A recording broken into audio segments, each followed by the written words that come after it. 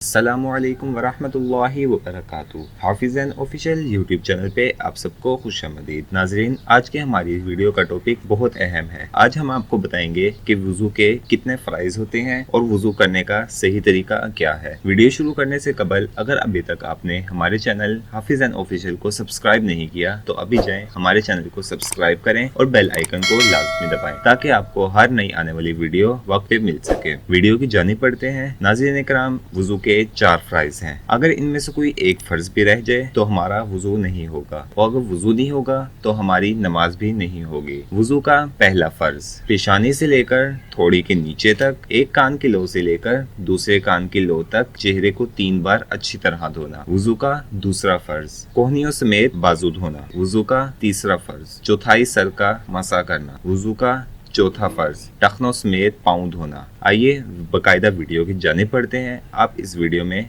आगे देख सकेंगे कि वुज़ू करने का सही तरीका क्या है।